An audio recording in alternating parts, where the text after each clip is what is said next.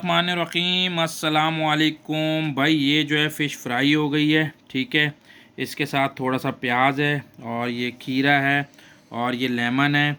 ये समझ लें एक सलाद टाइप का हमने बना लिया और साथ में लेमन रख दिया, क्योंकि मछली जब फ्राई हो जाए ना उसके बाद जब आप खाओ तो लेमन इसके ऊपर ज़रूर डालो, वरना मज़ा नहीं रहता। और उसके ऊपर अगर चाट मसाला एक्स्ट्रा डाल दें तो फिर बहुत मज़ा आता है। तो ये मैंने जो है फ्राई कर ली है, ठीक है। और ये मछली है जो मैं आपको दिखा रहा हूँ, मैंने फ्राई की है। और अब मैं खा के जो है ना आपको दिखाऊंगा, ठीक है। बहुत मज़े की है, बहुत अच्छी ज़बरदस्त किस्म की मछली बनी है। जो फ़िश मसाला होता है अगर वो डाल दें, लेमन डाल दें तो भी बहुत है। और जो है ना फ्राई अच्छे तरीके से कर लें ताकि ये अंदर तक फ्राई हो जाए। तो बहुत मज़ा आ रहा है, बहुत ज़बरदस्त फ़िश है, फ्रेश थी बिल्कुल।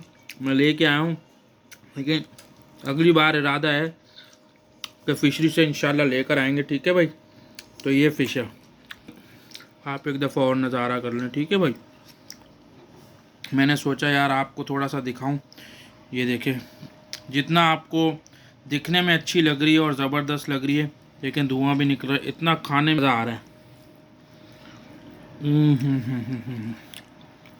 वाह भाई, वाह भाई, वाह। खीरा साथ हो जाए और ज़्यादा मज़ा आ जाए। ये देखो, ज़बरदस्त। देख रहे हैं आप? देखो एक दफ़ा और आपको दिखा देता हूँ।